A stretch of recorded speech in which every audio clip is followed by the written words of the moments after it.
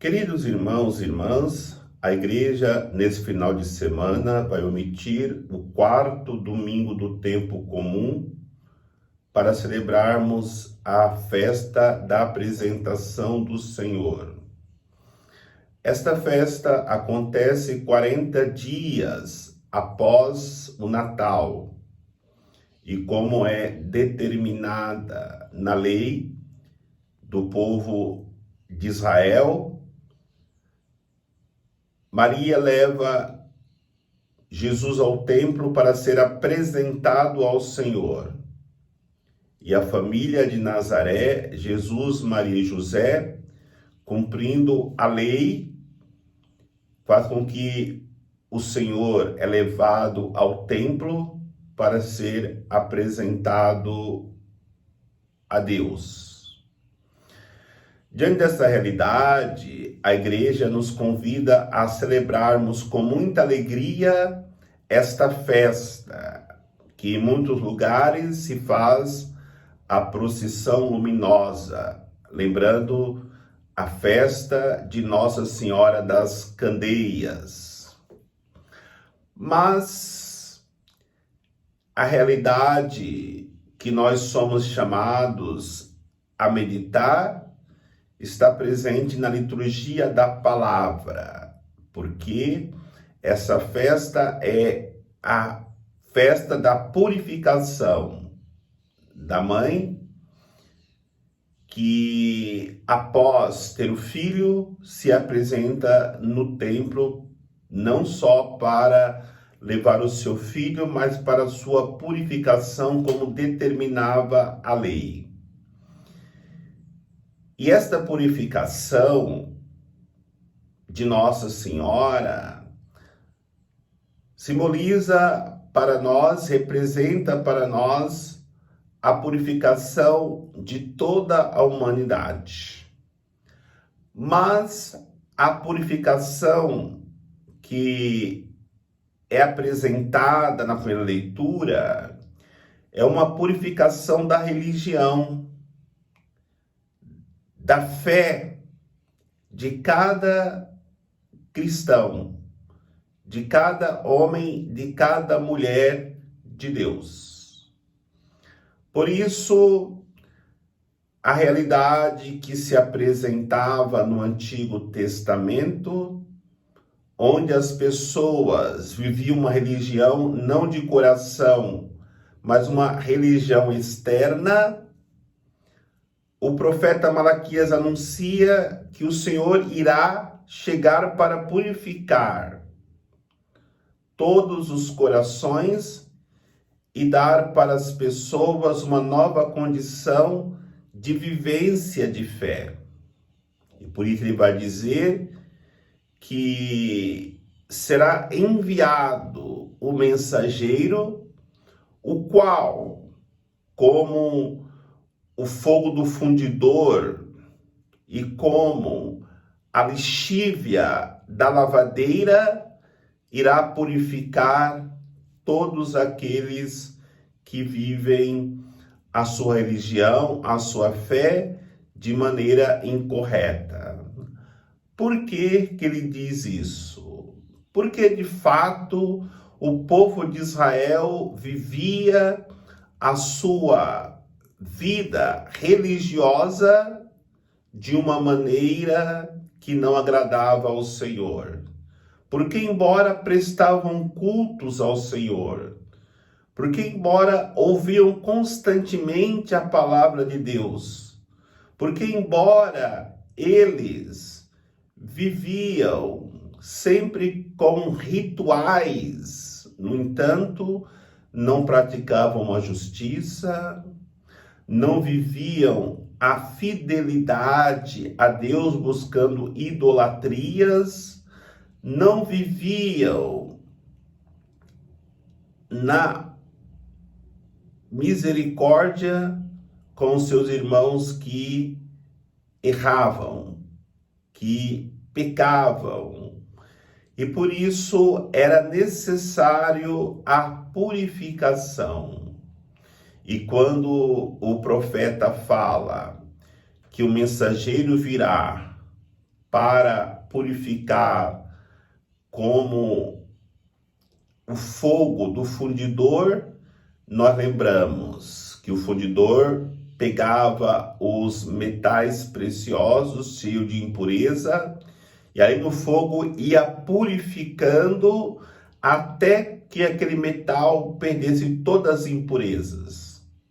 Ou também como a lavadeira, que pega a roupa manchada, joga a lexívia e ali a lexívia vai purificando aquela roupa, tirando toda a sujeira.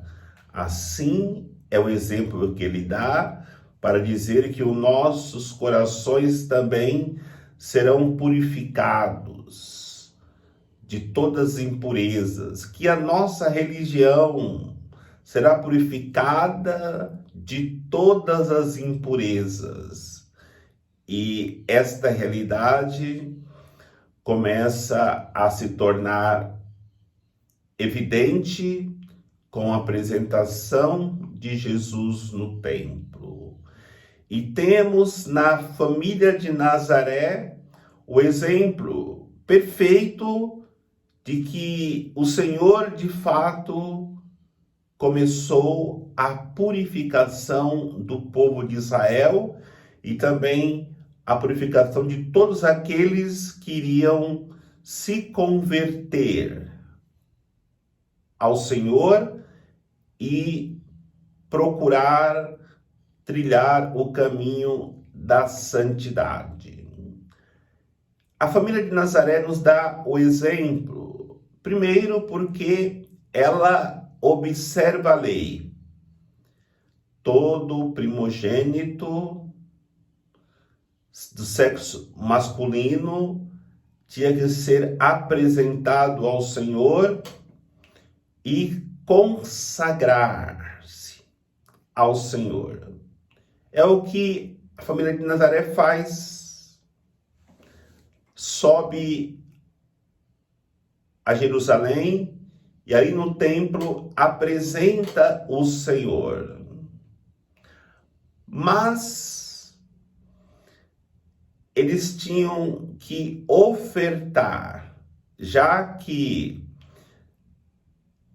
essa oferta seria um sacrifício. Ele tinha que ofertar um animal que pudesse ser sacrificado no lugar do primogênito. As famílias mais ricas ofertavam um cordeiro e as mais pobres ofertavam um par de pombas ou de rolinhas. E o evangelista São Lucas mostra que a família de Nazaré é uma família pobre, porque ofertaram um casal de pombas. Isso já mostra que o Senhor, ao ser consagrado, viveu a pobreza. A família de Nazaré viveu a pobreza. E durante toda a vida de Jesus, ele vai dar testemunho da pobreza como um sinal de renúncia das coisas do mundo para poder abraçar as riquezas do céu.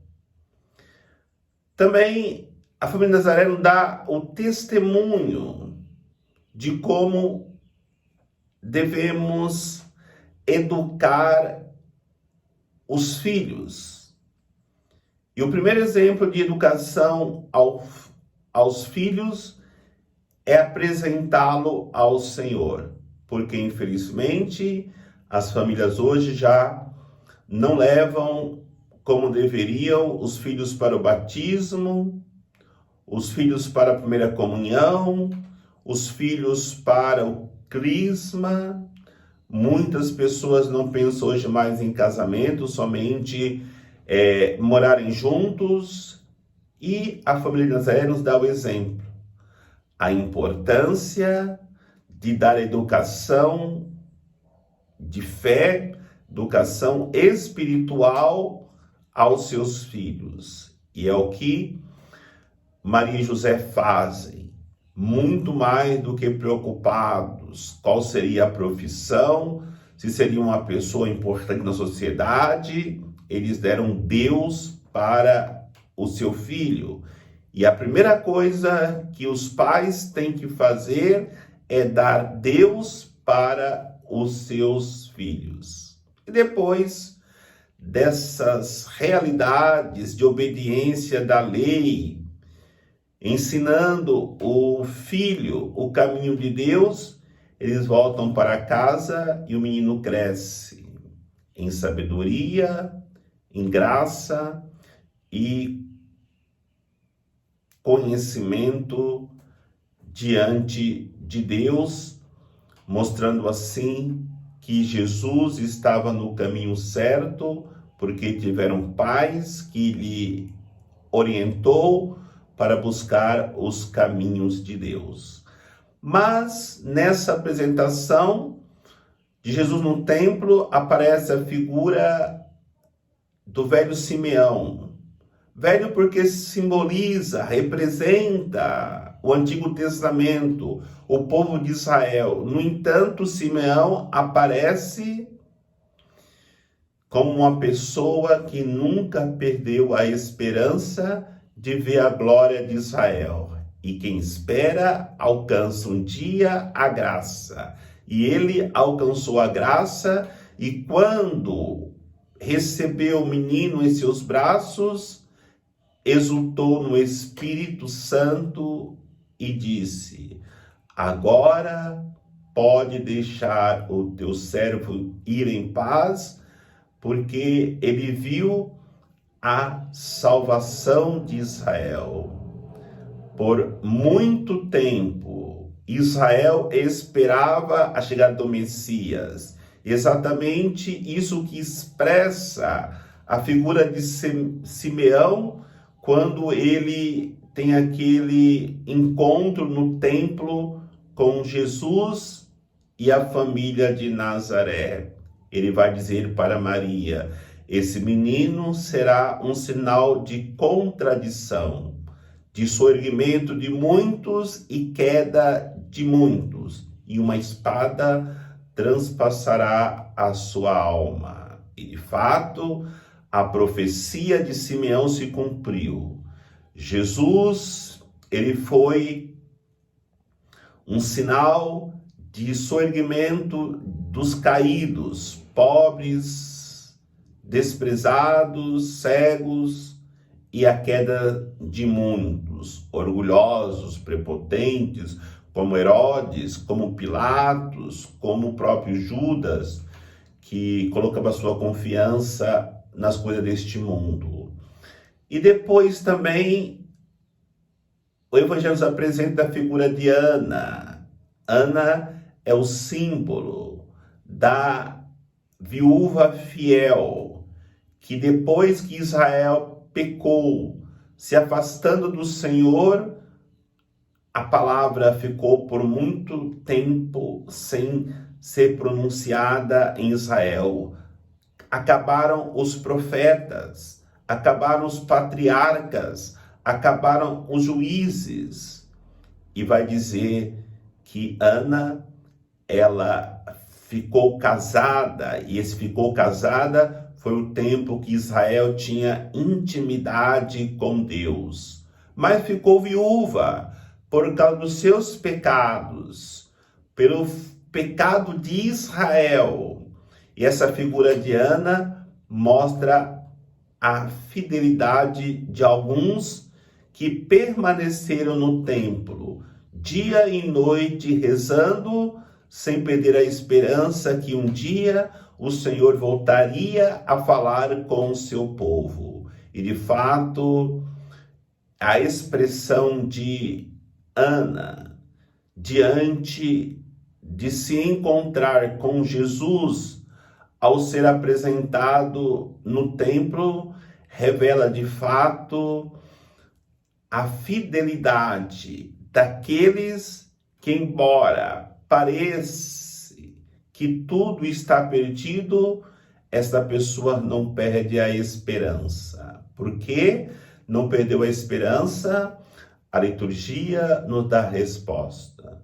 Dia e noite ela vivia em jejum e oração, esperando a manifestação do dia do Senhor, que de fato acontece, e ela assim experimenta a alegria daquilo que ela colocou a sua confiança, que era encontrar-se com o Messias.